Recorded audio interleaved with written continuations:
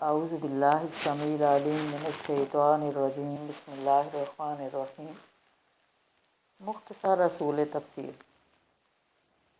قرآن مجید کے طالب علم کے لیے ضروری ہے کہ وہ اصول تفسیر سے اچھی طرح واقفیت حاصل کر لے۔ کبھی بھی فن کے بنیادی اصولوں کا مقصد یہی ہوتا ہے کہ آدمی فحش غلطیوں سے محفوظ رہ سکے۔ تفسیر کا مطلب وضاحت ہے۔ قرآن ایک جامع اور بلیغ کلام ہے جس میں ایجاز ہے اور بے شمار مخصوصات ہیں۔ مفسرین پر اللہ تعالیٰ اپنی رحمتیں نچھاور کرے جنہوں نے اللہ کے کلام کو سمجھانے کے لیے تفسیریں لکھیں۔ امام طبری رحمہ اللہ اور امام قرطبی کے علاوہ بے شمار بڑے بڑے نام ہیں۔ یہ سلسلہ قیامت تک انشاءاللہ جاری و ساری رہے گا۔ تفسیر القرآن بالقرآن۔ نمبر 1، تفسیر کا پہلا اصول یہ ہے کہ قرآن کی تفسیر خود قرآن سے کی جائے۔ امام ابن تیمیہ۔ کیونکہ متکلم خود اپنے کلام کی بہترین وضاحت کر سکتا ہے، کیونکہ قرآن میں کہیں اجمال ہے کہیں تفصیل، کیونکہ قرآن تناقض سے پاک ہے۔ قرآن کریم کلام اللہ ہے، اس لیے اس کی آیات میں کوئی تضاد نہیں ہے، بلکہ یہ ایک دوسرے کی تصدیق و تائید اور تفسیر و تشریح کرتی ہیں، الا یہ کہ ایک آیت کو دوسری آیت کے لیے ناسخ ہونا ثابت ہو جائے۔ مثلا قرآن مجید میں ایک مضمون کئی جگہ آیا ہے کہ انسان کو اس کی محنت کا صلہ ملتا ہے۔ اگر وہ دنیا چاہتا ہے تو اسے دنیا مل جاتی ہے، اور اگر وہ آخرت چاہتا ہے تو اسے آخرت ملے گی۔ مسلمانوں سے کہا گیا ہے کہ وہ اللہ سے دنیا بھی مانگیں اور آخرت بھی مانگیں۔ جو صرف دنیا مانگے گا اسے آخرت میں کچھ نہیں ملے گا۔ اللہ کے پاس دنیا بھی ہے اور آخرت بھی۔ دنیا ہو یا آخرت، ہر ایک کے لیے محنت ضروری ہے۔ صحیح حدیث سے قرآن کی تفسیر۔ نمبر 2، تفسیر کا دوسرا اصول یہ ہے کہ قرآن کی تفسیر حدیث صحیحہ سے کی جائے۔ یہ قرآن کریم کے فہم و تفہیم اور تفسیر و تاویل اور دوسرا آسمانی ماخوذ ہے جو وحی پر مشتمل ہے۔ رسول اللہ صلی اللہ علیہ وآلہ وسلم کے جو اقوال، افعال، ثقہ اور معتمد راویوں کے ذریعے سند متصل کے ساتھ ہم تک پہنچے ہوں، وہ قرآن کو سمجھتے اور سمجھانے کا دوسرا معتمد ذریعہ ہیں۔ صحیح اور ثابت شدہ حدیث کی روشنی میں تفسیر کرنا اس لیے بھی ضروری ہے کہ آپ صلی اللہ علیہ وسلم پر قرآن اس لیے نازل کیا گیا کہ آپ صلی اللہ علیہ وسلم اس کی واضح تشریح اور وضاحت کریں۔ لِتُبَيِّنَ لِلنَّاسِ سورہ نحل آیت 44۔ آپ صلی اللہ علیہ وسلم کو بما اراک اللہ کی روشنی میں قرآن کے مطابق فیصلے کرنے کا حکم دیا گیا۔ نساء 105۔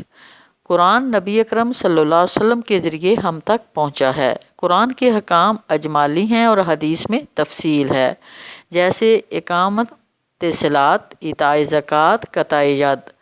آپ صلی اللہ علیہ وسلم معصوم ہیں، انبیاء کی معمولی لغزش بھی فوراً تصحیح کر دی جاتی ہے، وہ دنیا کے لیے نمونہ اور مثال ہوتے ہیں۔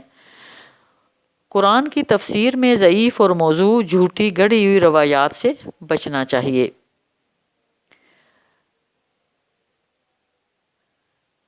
دو مثالیں۔ الذین آمنوا ولم یلبسوا ایمانہم بظلم اولئک لہم الامن وہم مہتدون۔ سورہ انعام آیت 82۔ کیا حقیقت میں تو امن انہی کے لیے ہے جو راہ راست پر ہیں، وہی ہیں جو ایمان لائے اور جنہوں نے اپنے ایمان کو ظلم کے ساتھ آلودہ نہیں کیا۔ نبی اکرم صلی اللہ علیہ وسلم نے اس آیت میں ظلم کی تفسیر کرتے ہوئے فرمایا کہ اس سے مراد شرک ہے۔ سورہ لقمان میں ہے، یا بنی لا تشرک باللہ ان الشرک لظلم عظیم۔ اے میرے بیٹے، اللہ کے ساتھ کسی کو شریک نہ بناؤ، یقیناً شرک بہت بڑا ظلم ہے۔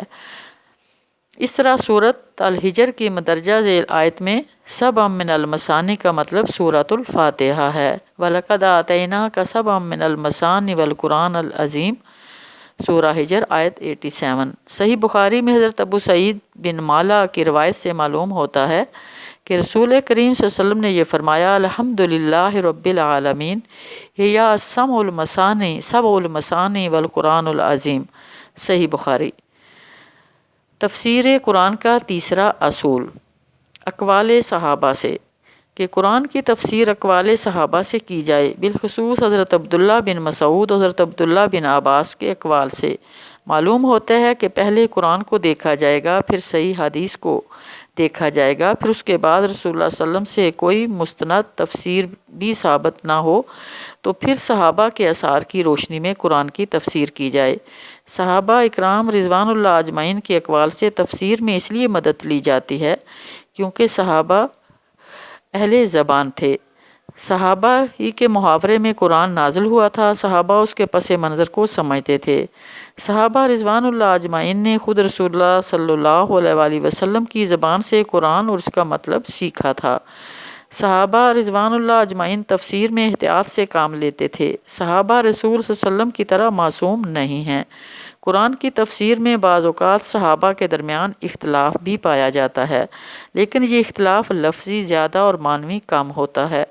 صحابہ اکرام رضوان اللہ اجمعین کے درمیان اگر قرآن کی تفسیر میں اختلاف نظر آئے تو ان میں سے اقوی قول کی پیروی کی جائے گی۔ البتہ اجماع صحابہ حجت ہے۔ مقدمہ ابن تیمیہ۔ اقوی قول سے مراد وہ قول ہے جو قرآن اور صحیح حدیث سے قریب تر ہو اور جو قول زیادہ صحیح سند کے ساتھ منقول ہو۔ صحابہ اکرام رضوان اللہ اجمعین کے نام تفسیر کے جو امام سمجھے جاتے ہیں، نمبر 1 حضرت ابوبکر صدیق رضی اللہ عنہ، حضرت عمر فاروق رضی اللہ عنہ، حضرت عثمان بن عفان، حضرت علی بن ابی طالب، حضرت عبداللہ بن مسعود، حضرت عبداللہ بن عباس، حضرت ابی بن کعب، حضرت زید بن ثابت، حضرت ابو موسیٰ اشعری، حضرت عبداللہ بن زبیر رضوان اللہ اجمعین۔ یہ کل 10 صحابہ ہیں۔ سورۃ لقمان کی آیت میں لہو الحدیث کا لفظ استعمال ہوا ہے۔ مشہور صحابی حضرت عبداللہ بن مسعود فرماتے ہیں هو اللہ الغنا، خدا کی قسم اس سے مراد گانا ہے، موسیقی ہے۔